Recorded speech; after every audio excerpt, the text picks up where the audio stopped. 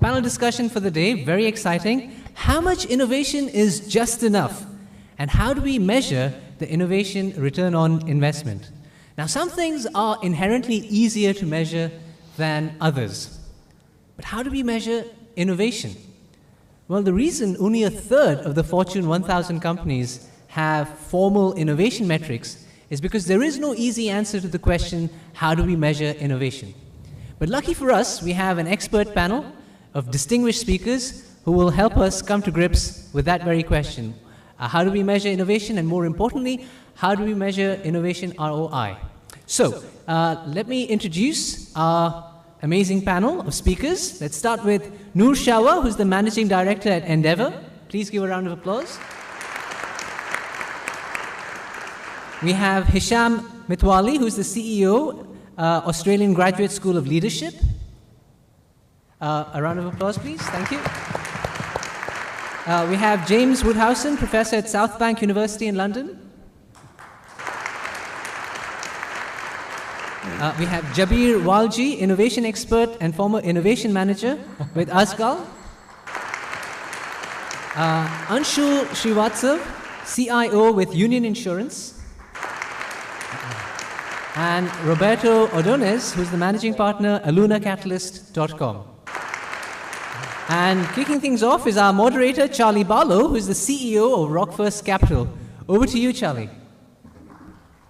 Great, thank you very much indeed. And first of all, thank you for everyone for sticking around. I thought this graveyard slot we'd have no one here, so very much appreciate it and appreciate the distinguished panel we have here.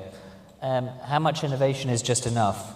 Well, I think a theme of today has been across this conference that it's never been a better time to invest in innovation for corporates. The competitive environment has never been so fierce, and innovation in what I deem profitable differentiation is absolutely key. Just picking up on this first theme, and then I'll pass to the panel, it was interesting that His Excellency this morning touched on the fact that innovation does not have to be technology. So we're going to remember that throughout this session. Four Seasons have innovated recently. They now sell sleep as opposed to rooms. Disney have innovated. They sell emotions as opposed to characters. Apple changed music. Starbucks brought a living room onto the high street. So innovation comes in all shapes and forms. But just to kick this off, I'm going to pass to Jabir to really start us here, to touch upon technical and non-technical innovation.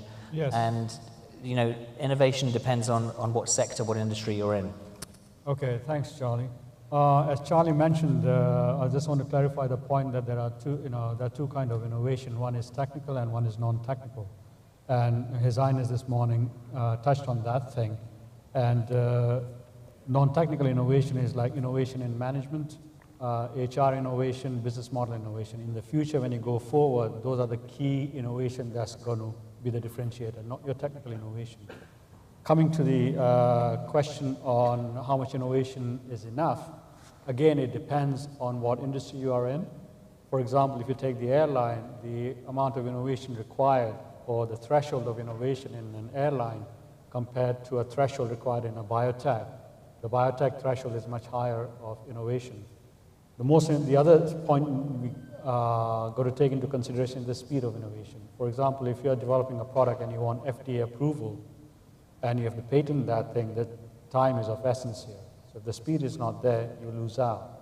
And the final point I would touch on over here is the size of the company.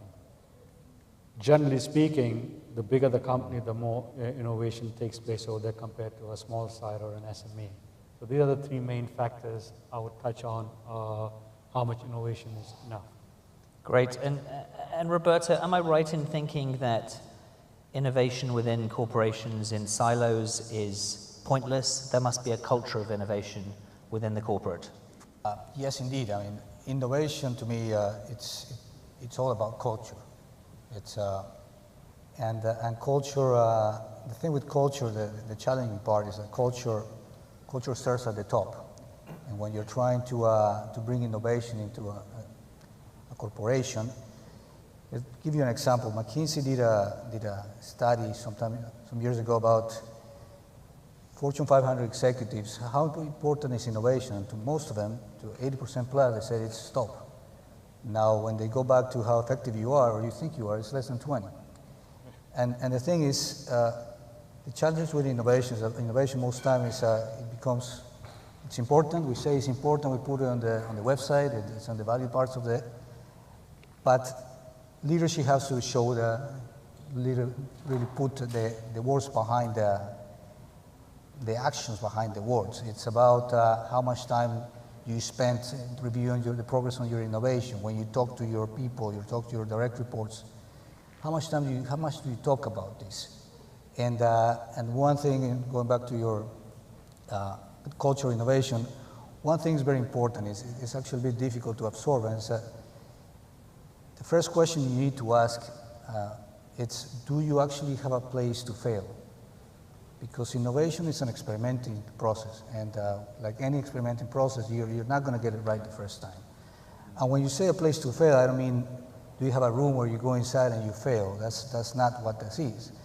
Is, do you have a place, do you give your people the mental space, and you promote in your people the mental space to experiment? You give them the time, you give them the resources, and that is key. Another thing for culture, it's we all have an inherent innovation or called creativity potential. We were all kids, and remember, you were kids, you were fearless, you were creative, you played around, nothing stopped you. But somehow, when we got to be adults, we put that to sleep. And to get innovation into your system, you have to you got to go back and train your people to reawaken that capacity. And there's a lot of ways you can do that. There's actually techniques to do that. But if you want an innovation culture, your leadership has to get behind it, and it has to, part of being behind it is sponsoring this training to go back into the organization. And lastly, if you're serious about it, you want to put it in your scorecards. In a way, what you measure tends to get done, and if your managers know that innovation is going to be part of their evaluation system, I assure you that innovation will come around. There is this company called Discovery. It's an insurance company, and what they do is they do competitions of innovation, and it's one of the most innovative companies for insurance in South Africa. And out of the 10,000 managers, every year, they pair them up in teams of 4, and they make them compete. And they have to come up with innovation ideas, and it's visual. Everybody sees it. Whoever wins gets rewarded. And this creates a portfolio of ideas, a portfolio of initiatives, and everybody's got innovation in their minds. So I would say those pieces are really important in culture. Okay, thanks, Roberto. Leading on from that, James, I guess across an organization, there are different priorities across different stakeholders within a business. So a shareholder wants a certain level of innovation, a CFO wants a different level of innovation. How do you see that playing out? Well, first of all, I always disagree with the category of stakeholder. It was pioneered by SRI in an internal memo in the early 60s, and then it became academic responsibility in the 80s. I don't think workers have much of a stake in any firm, really, and it's interesting that you mentioned that. How much innovation is enough? I think there's an objective measure there, which is independent of marketing or finance officers, which is, in the West at least, we don't have nearly enough. The rate of innovation is slowing up. No matter what is said about IT, there's some progress there, not as much as is made out by Silicon Valley. And in energy and in transport, and in many other sectors, retail particularly, even healthcare, I would say we need much more innovation. We haven't got nearly enough. Most financial officers will be hostile to innovation because it would change the sunk costs that they've already endured, or it would write them off more likely.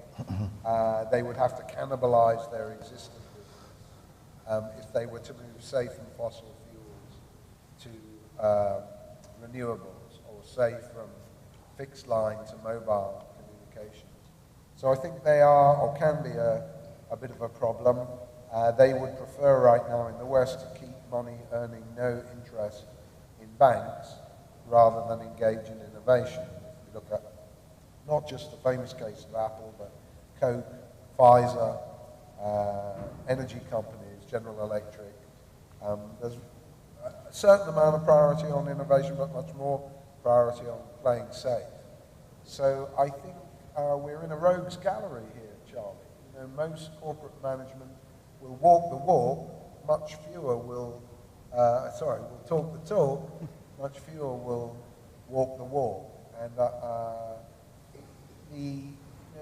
the thing that I find most disturbing is I believe that human beings create innovations, but I'm much more interested right now in technological innovations than those in management or organization, and especially in business model.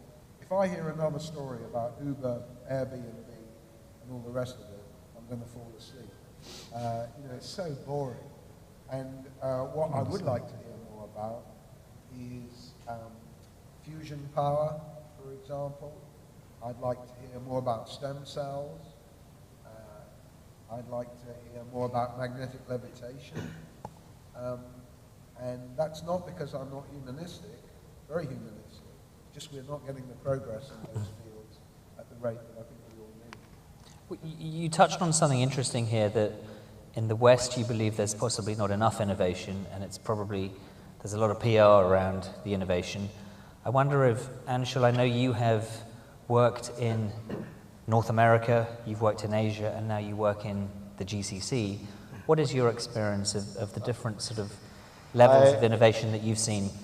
To an extent, I tend to disagree with James on I think the data, what he's talking about is as is data, but yes, the West, the East, and the Middle East, definitely the MENA region, is putting a lot of effort and energy into innovation. Now here, the thing is, if you are not innovating, auxiliary industries around you will innovate. That's the key. I'll take an example, like telecom is an industry. Now, other than voice and data, they didn't have anything. Now, auxiliary industries around, like mobile apps, the telephone, the handsets, they are continuously working on to bring on the new technologies. So, yes, definitely, the portion I agree on with him, with James rather, is, yeah, healthcare requires innovation, but yes, Fitbits are transmitting data about your health, and they are giving you real-time data in terms of your health. So, innovation is the state of mind. It's like something which is part of your system, whether it's your education system, whether it's your organization system, that has to be injected right from the generations. Whether that generation reaches the corporate world and does that, but before that, it has to go into the education setup to actually allow the people to look for. It is irrespective of geography. I have worked in North America, Europe, GCC, Asia, everywhere. It's not going into the system actually, and that's where it's important. So then only the actual value of innovation will come out. And whether it's sector like healthcare, whether it's sector like transport and whatever, till it is a mindset, it will not come out. That's my take on it. Yeah. And sadly, for a lot of corporates, they're not all part of the Forbes Innovation Index, and it's all about survival, and it's innovating to survive. Nor perhaps you can touch on the difference between sustainable innovation and the kind of disruptive innovation that is a buzzword around particularly the technology sector at the moment. Yeah. So I think it's really important to differentiate the two, because a lot of people tend to use the word disruptive innovation in a way where they tend to overuse that term. So generally speaking, you have the sustainable innovation is when you have a product and you're continuously improving it. And then you have the disruptive innovation is when you're generally bringing in something that's completely new, that's usually not good enough at the beginning, and then eventually improves at a rate where it overtakes the older technology. So the memory storage, for example, every 10 years a new technology comes in that completely replaces the other one. I think it's very important to have both of them. So, I mean, I tend to look at things from the eyes of the business owners. You simply can't stop. So there has to be this constant improvement in growing your business and improving your product, improving the way you do things. Otherwise, somebody else is coming to eat your lunch. And the disruptive innovation, you just have these companies that come out and really come up with some innovative ideas. You know, I was just chatting with Roberto. A really good example of this is these two Turkish entrepreneurs from a company called Biopipe. They basically innovated something that is such a boring industry, which is, what's it called, wastewater management. So they innovated a way to take bacteria from what you would normally find in the river, which usually cleans out the water, and they built it into the pipes so that it actually, as you have the water going through the water pipes, that bacteria actually cleans out the water as opposed to taking it to a processing plant. That's a very disruptive innovation that just can completely change an industry. So I think it's important to see the two, and it's important to